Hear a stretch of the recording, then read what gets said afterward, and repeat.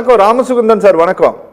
வணக்கம் சார். மன்ரேகாவினுடைய இணைய பக்கத்தில் இன்றைய தேதி வரை அப்டேட் ஆகி இருக்கக்கூடிய விஷயம் 12,16,00,000 ஆக்டிவ் மெம்பர்ஸ் இதுல இருக்கிறாங்கன்னு சொல்லுது. இதன் மூலமாக பலனடையக்கூடிய ஹவுஸ் ஹோல்டு குடும்பங்கள் அப்படின்னா 4,72,00,000 குடும்பங்கள். நான் தமிழ்நாட்டை மட்டும் சொல்றேன் சார். இன்றைய தேதியில ரொம்ப ஆக்டிவாக இருக்கக்கூடிய இந்த மன்ரேகால வேலை செய்யக்கூடிய பணியாளர்களுடைய எண்ணிக்கை 88,56,748 சார். மேடம் இன்னைக்கு சொல்றாங்க, இங்க மனித வேலை நாட்களை கூட்டுவதற்கு தமிழ்நாடு அரசாங்கம் கோரிக்கை வைத்ததை இந்த மசோதா நிறைவேற்றும். இந்த மசோதாவின் மூலமாக கூடுதல் வேலை நாட்கள் அவங்களுக்கு கிடைக்கும், அவங்களுக்கு பலன் கிடைக்கும் சொல்றாங்க.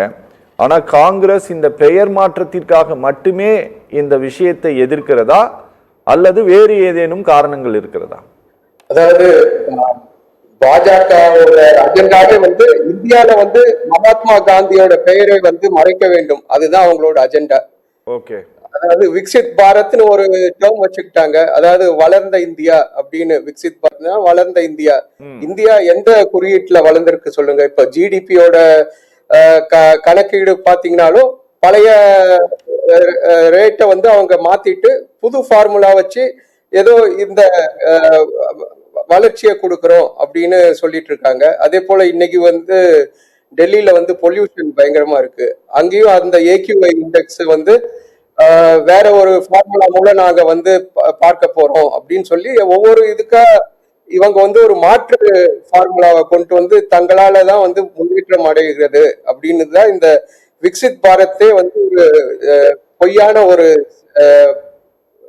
கேம்பெயின் பிஜேபி கவர்மெண்டால பண்றது. சோ நான் இப்போ என்னோட கருத்து என்னன்னா, மகாத்மா காந்தியின் பெயரை மறைப்பது முதலில் குற்றம். காந்தி என்பவர் இந்தியாவில் உள்ள அனைத்து மக்களுக்கும் பொதுவானவர். இப்ப விக்சித் பாரத்னா என்ன? அதுல என்ன, யாருக்கு என்ன தெரிய போகுது? இந்த திட்டமே மகாத்மா காந்தி கிராமத்துல நம்முடைய உயிர் வாழ்கிறதுன்னு சொன்னாரு.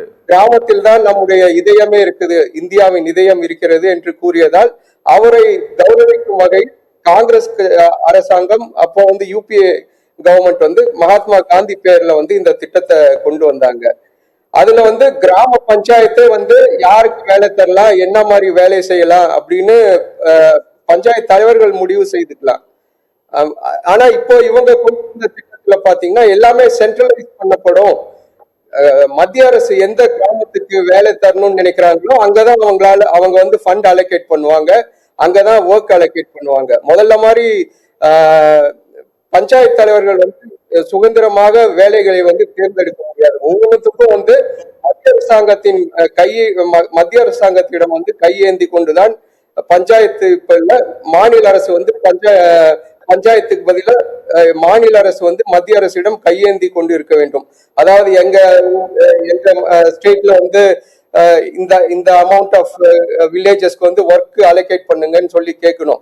அது மத்திய அரசு அதை பரிசீலனை பண்ணி அவங்களுக்கு ஃபேவரபிளா இருந்தா ஒர்க் அலோகேட் பண்ணுவாங்க. அதாவது பிஜேபி ஆளுகின்ற மாநிலமா இருந்தாக்க அங்க ஃபுல்லா அவங்களுக்கு சப்போர்ட் பண்ணுவாங்க. இப்பவே நாம பார்த்துட்டு இருக்கோம், ஜிஎஸ்டி மற்றும் பல இன்வெஸ்ட்மெண்ட் நம்ம தமிழ்நாட்டுக்கு வரதெல்லாம் அவங்க ஹைஜாக் பண்ணிட்டு போயிட்டு குஜராத்துக்கோ இல்ல பிஜேபி ஆளுகின்ற அரசாங்கம் எங்க இருக்கிறதோ அங்க கொண்டு போறாங்க. அதே மாதிரிதான் இந்த திட்டத்தை இப்ப சென்ட்ரலைஸ் பண்ணிட்டதுனால மாநில அரசிடம் இருந்த சுதந்திரம், அதாவது முதல்ல பஞ்சாயத்து தலைவர் ஒர்க்கர் தேர்ந்தெடுக்க. சார் ராமசுகுந்தன் சார், ஒரு சந்தேகம் மட்டும் கேட்கிறேன் சார். இந்த ஸ்கீம் இப்பவும் சென்ட்ரலைஸ் தான் செய்யப்பட்டிருக்கு. ஆமா, இப்போ சார் இங்க பாருங்க, வேலையை அவங்க தேர்ந்தெடுக்கலாம் சார். அரசாங்கத்தோட டேட்டா படி சார், வெப்சைட்டோட ஆஸ் பர் டேட்டா படி 12.16 கோடி பேர் வேலை செய்யறாங்க. இதுவரை எவ்வளவு சொத்துக்கள் இந்த திட்டத்தின் மூலமாக உருவாக்கப்பட்டிருக்குன்னா வெறும் 9.26 கோடி ரூபாய் சொத்துக்கள் தான் உருவாக்கப்பட்டிருக்குன்னு சொல்றாங்க. கரெக்டுங்களா சார்? அவ்வளவுதான் இருக்கு, வெப்சைட்ல அவ்வளவுதான் இருக்கு, வேற ஒண்ணும் கிடையாது. ஆனா இதுல இப்ப நீங்க சொல்றீங்க, இன்னைக்கு ஒரு கிராமத்தினுடைய செயல் அலுவலரோ அல்லது அந்த ஊராட்சி மன்ற தலைவரோ இந்த இடத்துல வேலை செய்யலாம் நாம, அதாவது கால்வாய் சொத்துக்களை உருவாக்குவது தான் சார் இந்த திட்டத்தினுடைய நோக்கம். அரசாங்கத்திற்கு சொத்துக்களை உருவாக்குவது, உருவாக்கிய சொத்துக்களை பராமரிப்பது, அதாவது குளம் வெட்டுறது, கால்வாய்களை சுத்தப்படுத்துவது, அதுதான் கரெக்ட் தானே சார்? ஓகே. ஆனா இந்த வேலைகளை எல்லாம் கூட இனிமேல் செய்யணும் அப்படின்னா, ஒரு கிராமத்துல எங்கேயோ ஒரு கிராமத்துல செய்யணும் அப்படின்னா இதையும் நாம கவர்மெண்ட் ஆஃப் இந்தியா கிட்ட கேட்டுட்டு தான் செய்யணுங்கிற மாதிரி திருத்தம் வருகிறதா சார்? ஆமா, அப்படிதான் அவங்க சொல்றாங்க. சென்ட்ரல் அவங்க கொடுத்திருக்கிறதுல வந்து மத்திய அரசு வந்து ஒரு தொகுப்பு கொடுப்பாங்க. இந்த கிராமங்கள்ல வந்து மத்திய அரசு வந்து பணிகளை ஒதுக்கீடு செய்யும். அந்த கிராமத்துக்கு தான் வந்து வேலைகள் கொடுக்கப்படும். அங்க இருக்கிற மக்களுக்கு தான் வந்து வேலை தரப்படும். இந்த 125 நாள் இன்க்ரீஸ் பண்ணிட்டு தமிழ்நாட்டுல இப்ப வந்து ஃபார் எக்ஸாம்பிள் 80% கிராமத்துல வந்து வேலை நடக்குதுன்னா அவங்க வந்து 10% கிராமத்துக்கு தான் வேலை தருவாங்க. நீங்க இங்கதான் அப்படின்னா மிச்ச இடத்துல இருக்கிறவங்க என்ன பண்ணுவாங்க சொல்லுங்க? புரியுது சார். பொதுவான எல்லாத்துக்கும் வேலை உத்தரவாதம் இருந்தது யூபிஏ கவர்மெண்ட் கொண்டு வந்த திட்டம். ஆனா இவங்க கொண்டு வரதுல வந்து எல்லாமே control by central government. Okay sir. Okay okay. Durai sir வணக்கம். ராமசுகுந்தன் சார், காங்கிரஸ் வந்து அப்போஸ் பண்ணிட்டு இருக்குல்ல சார், அது இந்த திட்டத்தில் இவர்கள் செய்திருக்கக்கூடிய மாற்றங்கள், இதனால் இந்த திட்டம் முடங்க போகக்கூடிய அபாயம் இருக்குங்கிறதுனால நீங்க இவ்வளவு அப்போஸ் பண்றீங்களா, இல்ல பெயர் மாற்றம் மட்டும்தானா சார்? எல்லாத்துக்குமே தான். இந்த திட்டத்தை வந்து அவங்க டைல்யூட் பண்றாங்க. ஓகே. ஏற்கனவே நான் முன்ன என்னோட டிஸ்கஷன்ல சொன்ன மாதிரி பஞ்சாயத்து தலைவர்கள் முடிவு செய்து கொண்டிருந்த வேலையை வந்து இப்போ வந்து சென்ட்ரல் கவர்மெண்ட் தான் முடிவு பண்ணும். அதுவும் வந்து ஃபுல்லா அலோகேட் பண்ண மாட்டாங்க. இப்ப வந்து நம்ம தமிழ்நாடு ஸ்டேட் வந்து பிஜேபிக்கு எதிராக இருக்கிறதுனால இங்க வந்து ஃபண்டே அலோகேட் பண்ண மாட்டாங்க. அப்படி பண்ணாலும் ஒரு சொற்பமான ஒரு அமௌண்ட் அலோகேட் பண்ணி இதுக்குள்ள நீங்க வேலையை செய்து முடியுங்க அப்படின்வாங்க. அது மாதிரி அவங்களுக்கு ஆகாத ஸ்டேட்ஸ்க்கு தான் வந்து அவங்க பாராமுகமா தான் இருப்பாங்க.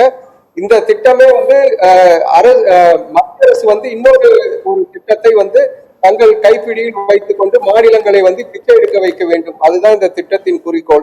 அதற்கு வந்து காந்தி பெயரை மாற்றியது வந்து ஒரு மடைமாற்றமாக செய்து விட்டார்கள். அதையும் நான் கண்டிக்கிறேன். இது வந்து ஏற்கனவே அவங்க டிமானிட்டைசேஷன் அப்பவே ரூபாய் நோட்டு எல்லாம் மாத்தினதுக்கான காரணம் வந்து பழைய அடையாளங்களை வந்து அவர்கள் வந்து எடுக்க வேண்டும். அதனாலதான் பழைய ரூபாய் நோட்டு எல்லாம் மாத்தி புது ரூபாய் நோட்டுகளை கொண்டு வந்தார்கள். இதெல்லாமே வந்து நம்முடைய இந்திய நாட்டின் வந்து பழைய அடையாளங்களை அளிக்கும் முயற்சி காந்தியின் பெயரை வந்து எடுத்தது வந்து மிகவும் கண்டிக்கத்தக்கது. அதே போல இதில் உள்ள புதிய சட்டங்கள் வந்து ஏழை எளிய மக்களுக்கு எதிராக இருக்கிறது. கிராமப்புறத்தில் இருக்கும் திரு துரைபாண்டியன் அவர்கள் சொன்னது போல தாழ்த்தப்பட்ட சமூகத்தில் தாழ்ந்த நிலையில் இருக்கும் பெண்களுக்கு வந்து வேலை வாய்ப்பு திட்டத்தை வந்து உருவாக்கி தராது. அவர்களிடம் அந்த வேலை வாய்ப்பு திட்டத்தை வந்து மத்திய அரசு எடுத்துக்கொள்ளும். மத்திய அரசு இனிமேல் வந்து ஏழை எளிய மக்களுக்கு செய்த துரோகத்துக்காக வரும் காலங்களில் பிஜேபிக்கு வந்து தமிழ்நாடு மக்கள் வந்து பாடம் புகட்டுவார்கள்.